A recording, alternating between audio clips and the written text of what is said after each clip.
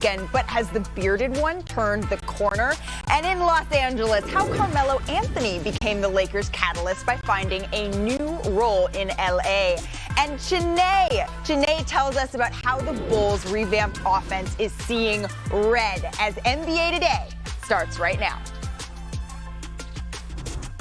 Rabbit, welcome to NBA Today, joined by Tanae Agumake, Ramona Shelburne, and Kendrick Perkins is going to be beaming in momentarily. Beaming in. And everyone have a good weekend? Oh, great weekend. Great weekend. You got your Halloweening? Yeah.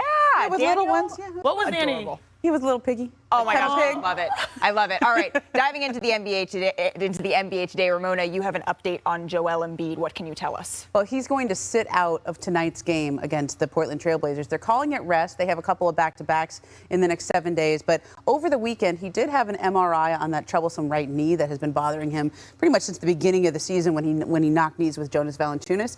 That MRI came back clean. There's nothing to be concerned about. But that knee has bothered him, and that's why they got the MRI, because it wasn't getting worse, but it wasn't necessarily getting better either. So it's something he just has to manage, because it's not the kind of thing that you can do anything about in the middle of the season. Got it. So clean MRI for Joel Embiid, but he's resting in their game tonight. Thank you, Ramona. So more news in the East this morning. Kevin Love, according to The Athletic, is expected to miss several games in the league's coronavirus health and safety protocols. So let's take a look at the rest of the conference now and go coast to coast on the best of October, starting with the best in the East. So 4 teams are 5-1. That is the Knicks, the Wizards, the Bulls, and the Heat. And if I said that 2 months ago, I'm not sure y'all would. I'm sure Perk will say that he said that. Perk said he would. Yeah. And then let's go west. The Warriors and the Jazz are also 5-1, and Utah has the best point differential in the conference, outscoring opponents by nearly 13 points per game. And one of the biggest surprises thus far, you see them there, it's the Hornets are scoring over 118 points per game, best in the league after finishing 23rd last season. So those were the best teams. Now let's look at the best players thus far, starting with Steph Curry and Ja Morant, because they are the top scorers. And Rudy Gobert leads in rebounds, Chris Paul in assists, and Al Horford in blocks. Okay. Paul George. Didn't see that one coming. Steals, I know, right? Yeah, so quickly, Janae, who is your biggest winner in October? Surprisingly, the Washington Wizards at 5-1. I would have never guessed that, especially after Russell Westbrook leaves. That's a big hole. No matter how you try to say, like, oh, his game is good or bad or however it works, this team has picked up and they've done an amazing job. Bradley Beal and Spencer Dinwiddie. I mean, Spencer has been a great backcourt mate for Bradley, who was, always been top of the, points per game standings. Kyle Kuzma knows what it's like to be a role player. Montrezl Harrell is playing like a dog. Big kudos to Coach Wes Unseld, because he's been able to revamp that team in a way that they're playing fundamental basketball on both ends. And he's been that strong voice in the room that makes them feel like all they have to go out there and do is play textbook basketball. So John Wall turned into Russell Westbrook, who turned into the core of a pretty nice team so far. Good addition. Yeah, Stanford. What I'm going to go with the Miami Heat. Okay. I mean, all right, Viva. Look, it's a bit of a recency effect, okay? But we all summer long, what do we talk about? They're going to have a great defense, but I don't know how they're going to score. They're scoring, and they're scoring because Kyle Lowry is pushing the ball. 23 fast break points for their starters per 48 minutes. When you don't have a guy who can go for 35 every night, you push the ball and you create offense that way. And Kyle is not necessarily averaging a ton of points right now. He's dealing with a little elbow issue, but he's pushing the ball and getting them out and running. There are a lot of really good hustle stats from this team. Let's textbook Miami Heat. But if you look at a night where Bam Adebayo can really spearhead an offensive rebounding 17 that turns into 31 points, they're playing basketball the harder way, but the more effective way. So the Wizards and the Heat, one team that we didn't mention that we were talking a whole lot about at the beginning of the season, are the Brooklyn Nets, and they're the East favorites entering October. The Nets tried to find their footing against the Pistons last night, did a little bit. So James Harden, the Nets, hosting the Pistons. Second quarter, the Nets are up 6. Harden, guarded by Isaiah Stewart. Harden, in his bag, takes a little step back. You know that's good. Later then, in the second quarter, the Nets are up by 9. Harden, double teamed, passed it to Blake Griffin. Blake Griffin looks like he's going to pass, but then he shoots it in mid-air. Look at this. It looks like he changes his mind. Hold up, wait a minute. And he says, I'm going to shoot that thing. Well, hang time. Yes. Yeah. That was finished. No. And he made it look easy. All right, less than 3 minutes left in the second. Harden throws a pass ahead to Kevin Durant, who does what he does. Harden finished with 11 points, 6 rebounds, and 7 assists in the first half. So in the third quarter, Nets up 17. Watch Durant here. He comes up, he looks like he's trying to fight through a screen, but he gets that elbow up a little bit high, hits Kelly Olynyk. That's not a little high. That's very high. A little lot high. A lot of high. That's a lot high. That's a lot high. Like elbow well, the referees agreed, and he gets a flagrant 2 foul and is ejected. He finished with 23 points, so closing seconds of the third, Harden drives, launches to DeAndre Bembry. Harden had 18 points, 10 rebounds, 12 assists. It was his first triple-double of the year, ladies. 117-91, Nets win it. I think the confidence and just my rhythm and all that's coming back, simultaneously together. And it feels much, much better. I kind of knew that I was going to have a slow start just because I wasn't, playing a lot. I knew the work was going to catch up and ultimately I was going to get back to where I needed to be. Game by game, I'm just more confident, extra pep in my step, just overall, much better. So James Harden struggled getting to the line in the first 5 games of the season, only averaging 3 free throw attempts per game. But in these last 2 games, he got to the line 22 times, and the rest of his game opened up, increasing his numbers across the board. So, Shanae, how have you seen Harden flip the switch? I love it because we saw it in one game when he shot 19 free throws. Yep. And let's go to the board. Why don't you guys come with me so I can break it all down? Break it down. What I really love about James Harden is that he walks the walk and he doesn't talk the talk. He'll let his game speak volumes. So give me the tape, producer Jesse, today.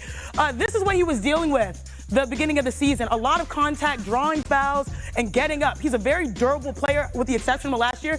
And he took all of that angst and everyone saying, is he okay? And all that type of stuff. And he translated it to his game. Look at how many defenders are always hanging on him, and he's realized ever since that 19 free throw game, he's got to lock in. Whether it's getting to the paint, finishing at the rim like we saw all the time in Houston, or saucing on the perimeter. James Harden's first triple-double of the year is largely because he's flipped the switch, because he heard everyone talking about him saying you need to be more aggressive. And when he was aggressive, what was aggressive? He said V. What happened? Aggressive. Netflix is so much better. Aggressive. You know what I'm saying? I love it. All right, so Ramona, Harden previously mentioned how hard it was for him to train this summer following that hamstring injury. What have you heard about his route back as Kendrick Perkins is also going to be joining us? He was rusty, right, coming into this because he was not able to play basketball over the summer. He spent so much time just rehabilitating that hamstring injury. He had 2 grade 2 hamstring pulls. Okay, that is a serious injury. Just one of them. He came back to have another one. Right. He had to spend all summer just working on the hamstring. And I know you have the social media jokes, right? He was out with little babies, a fashion week. He was working hard to just rehab that hamstring. But his game, as Chene says, has so much finesse to it, has so much touch. He's such a good shooter and such a crafty player. He just needed a little time to play his way back into shape here. Absolutely, and he said that he wasn't really able to do all that much. I feel like we saw this movie before last year. Right, and I'm hoping, is this going to be the sequel? That's kind of what we're gonna have to see. I promise Kendrick Perkins. Kendrick Perkins is joining us now. So Perk, we saw KD also get ejected in that highlight. He threw a ball into the stands on Friday night and earned him a $25,000 fine. What, if anything, do you make of these instances? You know what? It's hard to say for the simple fact that, the game that he threw the ball in the stands, they actually won the game. And then even the game that he got ejected, they were up by double digits and were actually playing good basketball. So I don't want to say that KD was frustrated. I just think that, he just have, it's emotions, right? And I don't know what's going through his head. I think a lot of us really don't know at times what's going through Kevin Durant's head, right? So I don't want to make assumptions, but at the end of the day, I'm not used to seeing this KD. He's more physical. I don't know if, the Kyrie Irving situation is taking a toll with his frustration or whatever it may be, but at the end of the day, I still can't figure it out. They were winning the basketball games. They won the games. I don't understand the throwing of the ball in the stands. Yeah. Well, the Olynyk play, don't you think, though? Kelly kind of gets into it with people. That's sort of his game. He does. Yeah, I could see that, but KD didn't seem way worse. Just think about it.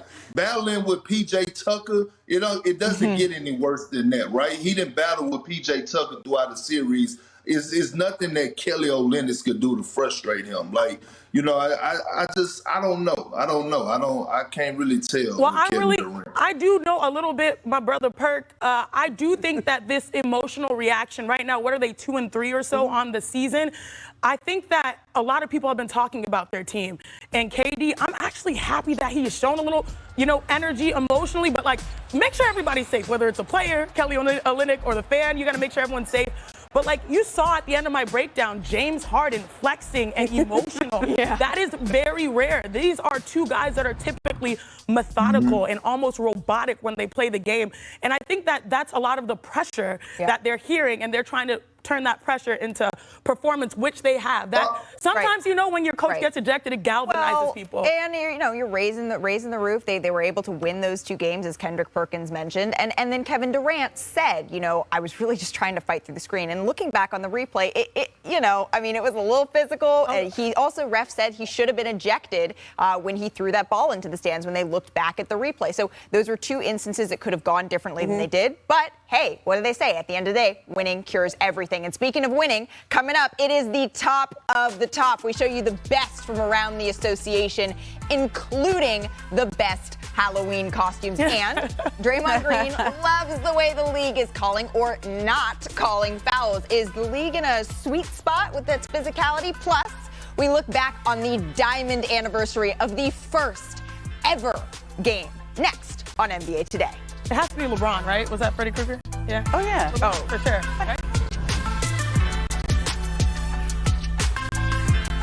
I just got my cashback map. At least 2 to 3 more weeks. So, Chiney, you've been through these long rehabs. How did you manage the noise around you, and what advice do you have for Zion? Exactly. I mean, it's literally eradicating that noise. And, you're going to be a part of public availabilities where people will have opinions on how you look or how you run or how you shoot. Forget all of that. You have one goal, getting back to the court and being productive for your team, and I would lock in on that. It will take some time for him to feel like himself, but I know it's tough because there's a lot of people saying, like, trying to microanalyze each and every appearance shot. Just let this young man have some time. Absolutely. And the Pelicans, they need him to come back. The sooner the better, but only when he is healthy. So let's run through some of the top from this weekend's action. And first up is top handles. Let's go to Svi going behind the back. We'll start there. Oh, smooth.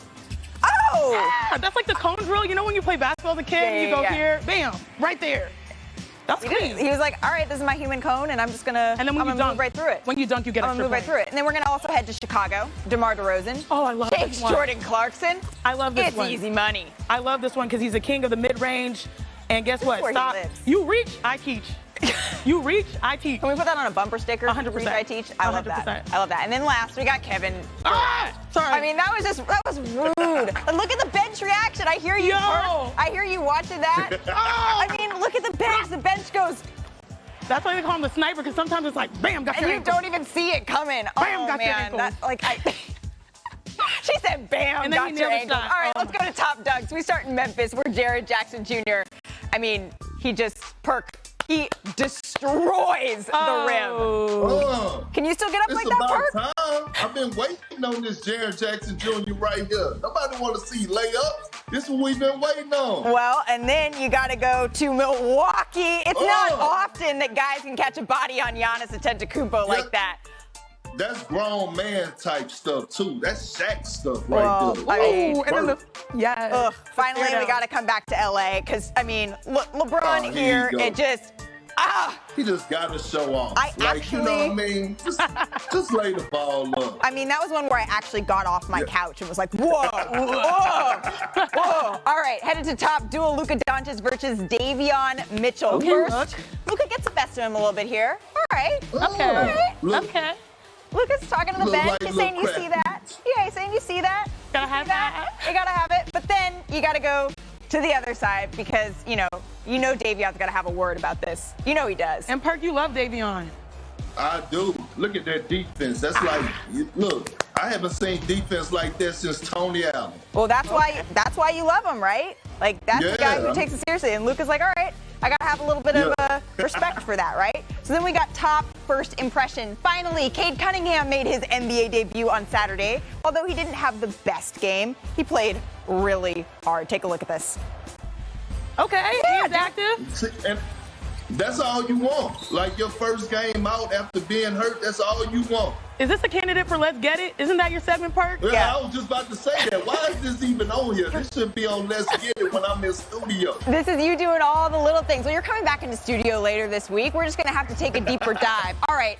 It is Halloween. Well, it was. I don't believe that we can continue it multi-days, but we do have to save a moment for top costumes because Robin Lopez and his partner Christine, shout out Christine. I know Robin, and then I love the Lillards. I like that. The Lillards, the Flintstone Lillards. But and the nose and the finger in the nose like a But you guys, the Lakers, I mean, they went all out. That's Russ as Chucky and Trevor Ariza as the Joker. And then I don't even understand this. All right, yeah, LeBron, amazing. That's Anthony Davis. Yeah, I had no. How is that Anthony Davis? I don't get it. And then LeBron also had a sitting lookalike.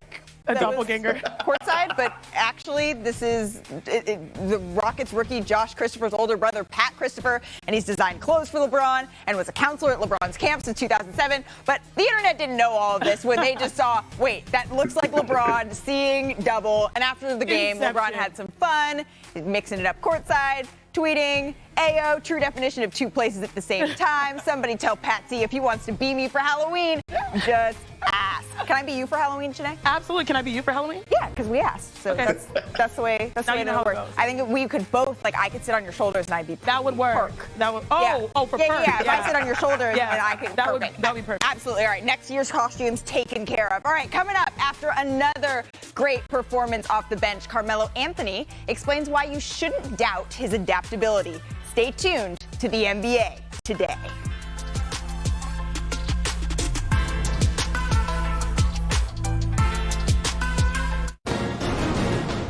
Team defensive concepts. I was talking to Frank Vogel last night.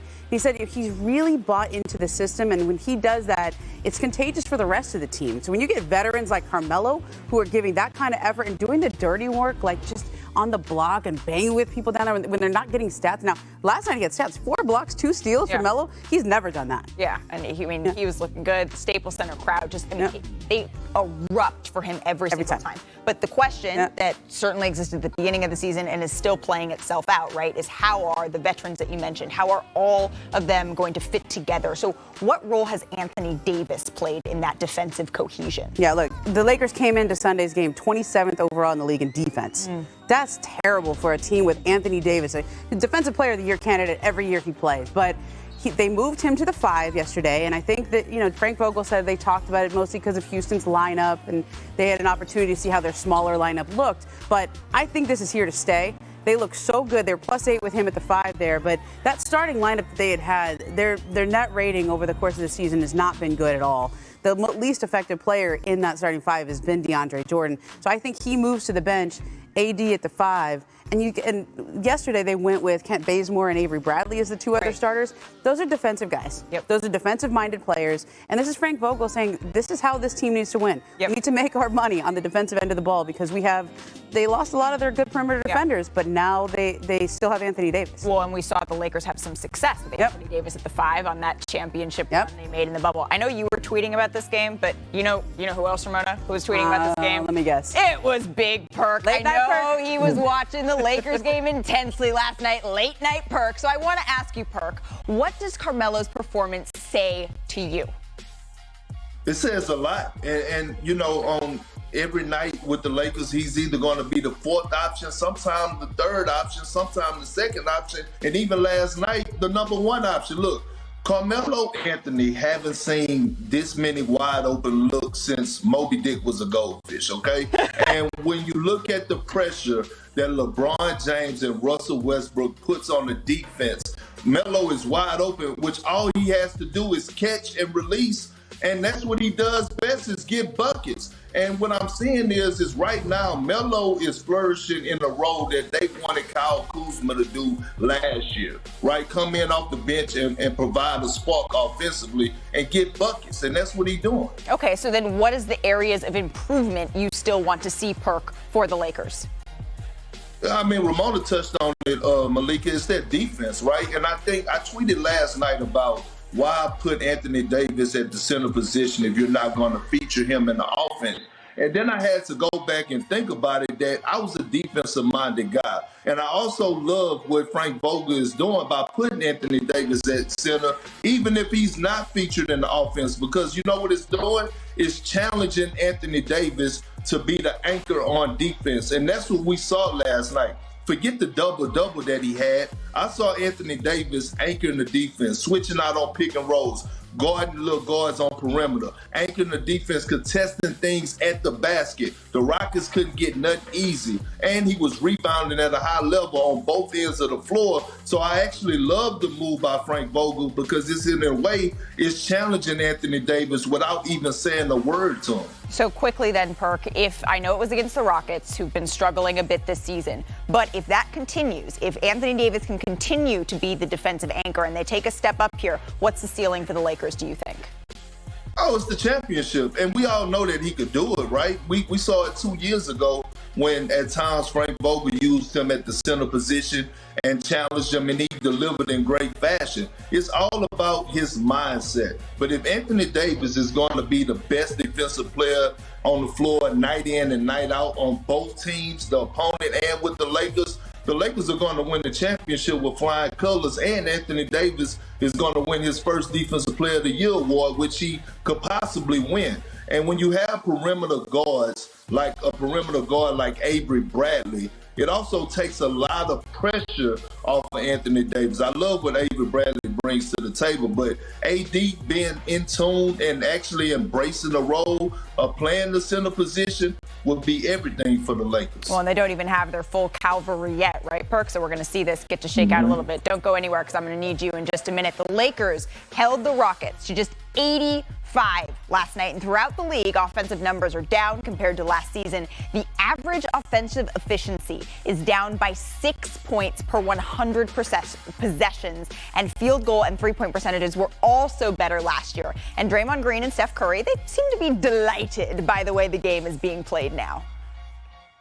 Can I say how satisfying it is to watch the game without all those terrible calls? That, you know, guys cheating the game and grabbing guys and getting a foul.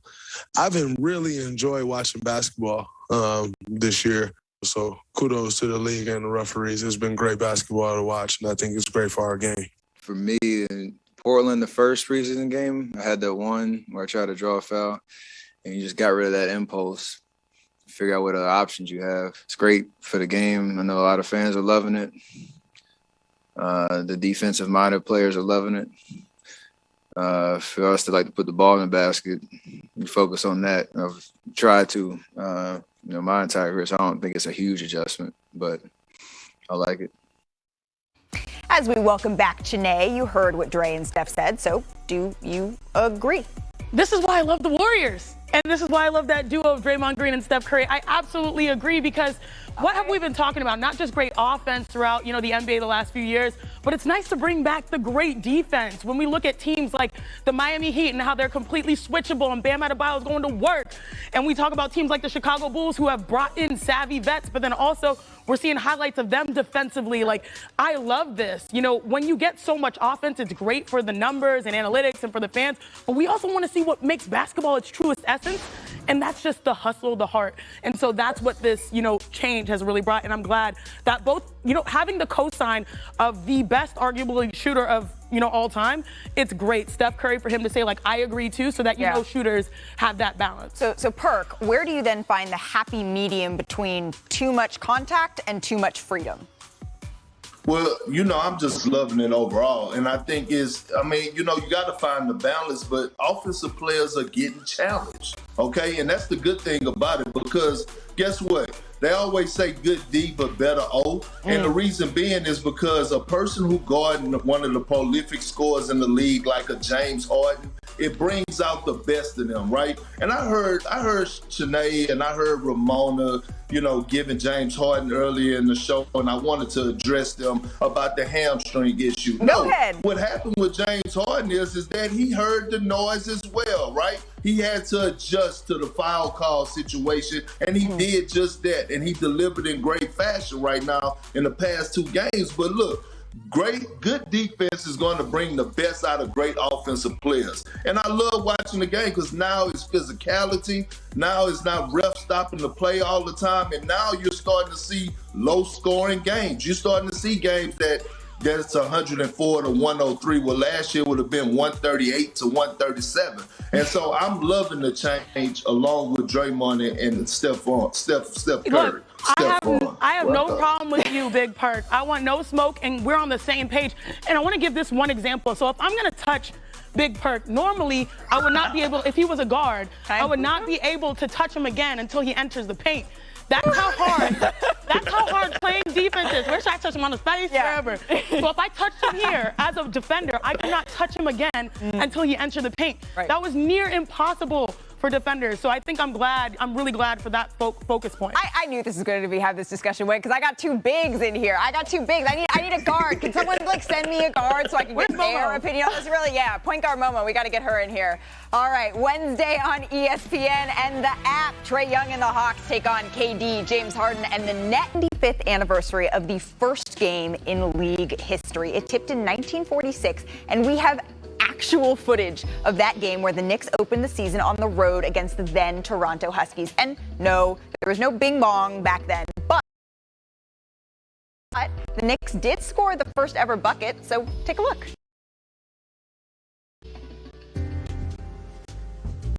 Pro basketball in the early days of the NBA, there was a great deal of questioning whether or not it could be a major league sport at the outset. If a youngster was to see us play, they wouldn't really think we were playing basketball. We didn't have the individual style of play. We didn't have the size and the agility and the talent that they have today.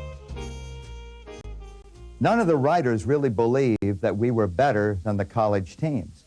So we actually had to go to their gyms to prove that we were better than the college teams. November the 1st, 1946. It was exciting because it was the first game. The crowd had not been used to seeing basketball players. They had been seeing the hockey players. So when we had a jump ball, they used to call it a face-off as opposed to a jump ball. Be nothing preempts hockey. That's what caused the first game to be played. Everybody opened up that Saturday in the NBA, but being there was a hockey game, the Toronto Maple Leafs were playing on Saturday, they reverted it to Friday, and we became the first ever game. I made the first basket of the game. It was a simple give and go. It was quite a thrill, and I think back, first 2 points scored in the NBA. I kid Ozzy about that. The only reason he scored it because I wasn't guarding him. In the entire second half, the game seesaws back and forth with each side holding a temporary edge. The Huskies go down the court to score again and come within striking distance of victory. But despite the comeback, New York scores this basket to win 68-66. It was a thrill being an original Knick. You know, like any good house, it's built on a strong foundation. And we felt, at least I felt, that I was a pathfinder. I was there at the beginning. Never dreamed, never in my wildest dream ever thought that it would elevate to the way it is today. You feel a little bit like a pioneer coming west in a Conestoga wagon, or Lewis and Clark.